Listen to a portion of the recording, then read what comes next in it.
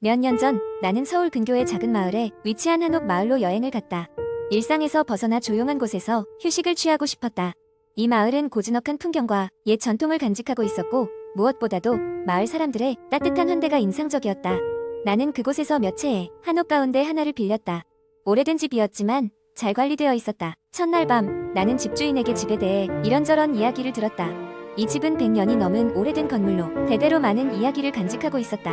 집주인은 나에게 특별한 경고를 주었는데 절대 부엌 옆 창고에 들어가지 말라는 것이었다. 이유를 묻자 그는 어색한 웃음을 지으며 그냥 재료를 놓는 창고일 뿐이라며 대수롭지 않게 넘어갔다. 그날 밤 오래된 나무들이 내는 소리가 얼마나 오싹한지 다시금 느낄 수 있었다. 바람이 셀 때면 지붕 밑에서 희미한 속삭임이 들리는 것 같았다. 칠흑같이 어두운 방 안에서 나는 차츰 잠이 들었지만 이상하게도 깊은 잠은 들지 못했다. 한밤중 문득 이상한 소리에 눈을 떴다. 마치 집 안에서 흐느끼는 듯한 소리였다. 당연히 누군가 장난을 치는 것이라 생각했고 머리맡에 램프를 켰다. 집 안에는 나 외에는 아무도 없었다. 하지만 무언가 잘못됐다는 느낌을 지울 수 없었다. 창고 쪽에서 이상한 기운이 감지됐다. 다음날 아침 나는 용기를 내어 그 창고 쪽으로 조심스레 다가갔다. 문은 굳게 닫혀 있었고 작은 자물쇠가 채워져 있었다. 하지만 문틈 사이로 한 줄기 차가운 바람이 흘러나왔다. 자물쇠를 열어야 한다는 끌림이 느껴졌지만 어제의 경고가 나를 막았다.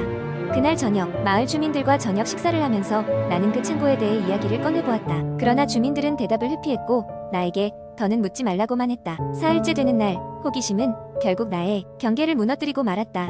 나는 초저녁 무렵 작지만 견고해 보이는 자물쇠를 열고 창고로 들어갔다. 안에는 무엇이 있을지 너무나 궁금했다. 창고 안은 생각보다 넓었고 먼지가 뿌옇게 쌓여 있었다. 그러나 한쪽에는 전혀 예상하지 못한 것이 있었다. 구석에 놓인 오래된 사진 앨범. 낡아 해질대로 해진 앨범에는 흑백의 사진들이 가득했다. 각각의 사진에는 얼굴이 흐릿하게 찍힌 사람들이 있었다. 그중 몇몇은 마치 무언가를 고통스럽게 비명지르는 듯한 표정이었다. 더욱 놀라운 것은 그 사진들 중 하나가 바로 이 집 거실에서 찍은 것이었다는 점이다. 사진 속 인물은 어쩐지 익숙해 보이는 창백한 얼굴을 하고 있었다. 순간 뒷목이 오싹하며 차가운 바람이 지나갔다. 빠르게 앨범을 덮고 나오려 했는데 그때 창고 문이 스르르 닫혔다. 공포에 질려 문을 잡아당겼지만 어떤 힘이 그곳에서 나를 빠져나오지 못하게 막는 것 같았다. 심장이 미친 듯이 뛰고 이성을 잃을 것만 같은 순간 뭔가가 내 귀에 속삭였다. 나를 찾아줘. 마치 오래된 라디오에서 흘러나오는 소리처럼 희미한 그 목소리는 내게 다가와 있었다. 정신을 차리고 필사적으로 문을 두드렸다. 그제서야 외부에서 누군가 문을 열어주었고 나는 한달음에 그곳을 빠져나와 마을을 떠날 채비를 했다. 마을을 떠나기 전 한 노인이 나를 막아섰다. 그는 창고에서 본 사진을 꺼내 보여주면서 말하길 그곳의 창고는 과거 큰 화재가 있었고 마을의 이웃들이 그 불길 속에서 비극적으로 사라진 장소라고 했다. 집주인은 그것이 마을에 전해지는 불행이라고 믿고 있었고 그래서 그들에게도 말할 수 없었다고. 나는 그 이후로 그 마을을 찾아가지 않았다. 지금도 때때로 그 오래된 집과 사진 속 인물의 희미한 얼굴이 떠오르곤 한다. 그곳에는 정말 어떤 비밀이라도 존재했던 걸까? 아니면 단지 오래된 이야기일 뿐이었을까? 한옥의 비밀은 여전히 나의 미스터리로 남아있다. 두 번째 이야기. 나는 대학교 시절을 시골에서 보냈다. 도시에서 나고 자란 나는 시골 생활에 큰 기대가 있었다. 한적한 풍경과 신선한 공기에 매료되어 시골 학교를 선택했던 것이다. 그런데 내가 거주하게 된 기숙사는 조금 독특한 곳이었다. 바로 방이 나란히 연결된 오래된 건물이었다. 나는 그 중에서도 끝방에 배정되었다. 첫날 밤이었다. 수업이 끝나고 기숙사로 돌아가는 길에 하늘에 떠있는 구름이 이상하게 불길하게 보였다. 그리고 내 방으로 가던 중 복도 끝에서 인기척이 느껴졌다. 누구인가 싶어 뒤를 돌아보니 아무도 없었다. 섬뜩해진 나는 서둘러 방으로 들어갔다. 방에 들어와 문을 닫고 램프를 켜는데 갑자기 방 안에 차가운 기운이 감돌기 시작했다. 에어컨을 켜지 않았는데도 말이다. 신경 쓰지 않으려 애쓰며 책상에 앉아 과제를 시작했다. 한참을 집중하고 있는데 어딘가에서 문 두드리는 소리가 들렸다. 똑똑똑. 복도에서 나는 소리 같았다. 이상하게 생각한 나는 의자에서 일어나 문을 열어보았다. 하지만 역시 아무도 없었다. 다시 자리로 돌아오려는데 이번에는 더 가까운 곳에서 똑똑똑 소리가 들렸다. 분명 방 안에서 나는 소리였다. 두려움이 엄습해왔지만 용기를 내어 소리가 있던 쪽으로 발걸음을 옮겼다. 내 서랍장 쪽이었다. 거기에는 잠겨있는 서랍이 하나 있었다. 소리가 바로 그 서랍 안에서 나고 있었다. 나는 무슨 일인지 알아내고 싶었다. 서랍을 여는 열쇠는 가지고 있지 않았지만 호기심이 두려움을 이겼다. 마침 근처에 있던 얇은 수막대를 이용해 서랍을 열려고 애썼다. 몇 번의 시도 끝에 서랍이 열렸고 나는 그 안에 들어 있는 낡은 노트를 발견했다. 노트는 매우 오래되어 보였고 무엇인가 빼곡하게 적혀 있었다. 노트를 펼쳐 내용을 읽어나가기 시작했다. 거기에는 이 기숙사와 관련된 끔찍한 이야기들이 가득했다. 이 기숙사에 머물던 학생들이 하나둘씩 실종되었다는 이야기, 그리고 방 끝에 사는 학생들이 항상 마지막이었다는 것이다. 소름이 끼쳐 노트를 덮으려 하는 순간 갑자기 방 안에 전등이 깜빡거리기 시작했다. 전등이 다시 켜졌을 때 나는 작은 비명이 튀어나올 뻔했다. 벽에 낙서가 새로 생겨 있었다. 그것은 빨간 글씨로 다음은 너야라고 적혀 있었다. 이 모든 것이 장난이라고 믿고 싶었다. 혹시나 하는 마음에 인터넷을 뒤져보았다. 과거 기숙사에 관한 이야기가 많았다. 그중 일부는 오래전부터 내려오는 전설과 같은 이야기였다. 그런데 몇몇 게시물들은 최근의 일들, 나와 같은 경험을 쓴 학생들의 글이었다. 그 경험들의 끝맺음은 모두 같았다. 그들은 모두 자정을 맞기 전에 떠나야만 했다고 했다. 나는 급히 짐을 싸기 시작했다. 시간이 얼마 남지 않았다. 시계를 보니 자정까지는 15분 정도 남아있었다. 서둘러 방을 나서 복도를 뛰쳐나갔다. 그때 나는 뒤에서 다가오는 발소리를 들었다. 다시는 돌아보지 않고 무작정 기숙사를 빠져나와 학교 밖으로 달렸다. 그 후로 나는 기숙사로 돌아가지 않았다. 모든 짐을 하루 동안 다시 챙겨 다른 거처를 찾아야 했다. 그러나 그 일을 잊을 수는 없었다.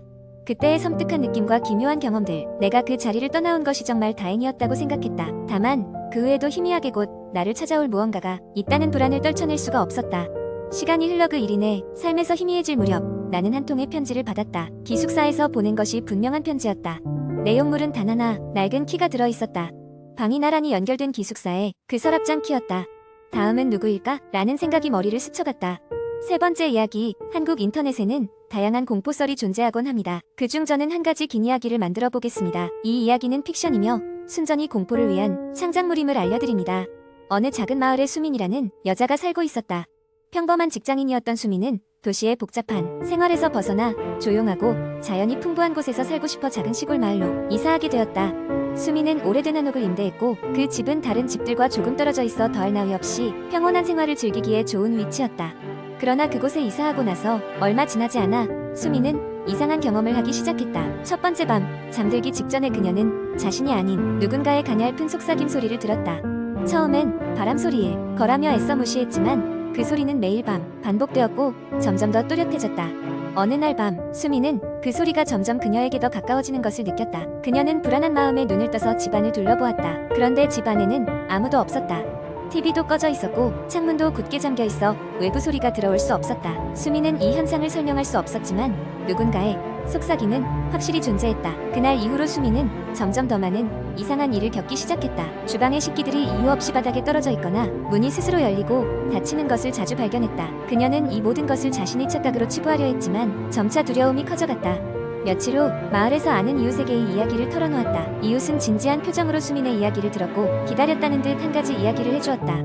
현재 수민이 살고 있는 집은 과거에 이 마을에서 가장 부유한 가문이 살던 집이었다. 그러나 그 가문은 불행한 일이 끊임없이 일어나 결국 몰락하고 말았다. 마지막으로 그 집에 살던 사람은 가문의 딸이었는데 그녀는 이상한 속삭임에 시달리다가 결국 정신을 잃고 사라졌다는 이야기가 전해지고 있었다.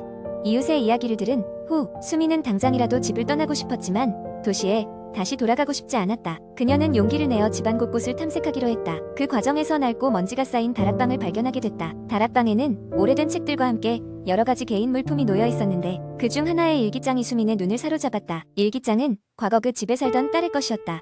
그녀는 일기에서 매일 밤 들리던 속삭임에 대해 썼고 그것이 자신의 가족을 어떻게 집어삼켰는지를 기록해두었다. 그녀는 자신이 그곳에서 탈출하지 못하면 같은 운명을 맞이할 것을 직감하고 있었다. 마지막 페이지에는 누군가가 일기장을 덮쳤는지 강한 흠집이 나 있었다. 수민은 일기장을 읽고 난 후 더 이상 그 집에 머물 수 없음을 깨달았다. 늦은 밤, 그녀는 짐을 싸서 그곳을 떠나기로 결심했다. 그녀가 집을 나서려 할 때 갑자기 집안의 형광등이 깜빡거리며 꺼졌다. 속삭임은 그 어느 때보다도 크게 들리기 시작했고 그녀는 비명을 지르며 집을 뛰쳐나왔다. 집을 벗어나 마을의 거리로 나오자 모든 소리가 멈췄다. 모든 것이 평화로웠고 그녀는 마치 긴 악몽에서 깨어난 것 같은 기분이 들었다. 다음 날 수민은 마을을 떠나 다시 도시로 돌아갔다. 후에 마을 사람들은 그녀의 이야기를 들었지만 아무도 그 집에 들어가려 하지 않았다. 많은 사람이 시간이 흘러 그 집이 자연적으로 무너질 때까지 손을 대지 않았다고 한다. 지금도 그 마을을 지나가다 보면 그 집터 위에 무엇인가 남아있을 수도 있다는 소문이 있지만 진실을 확인한 사람은 아무도 없다. 그리고 그 마을 사람들은 여전히 그 집에 대해 속삭일 때면 목소리를 낮춘다는 이야기가 있다.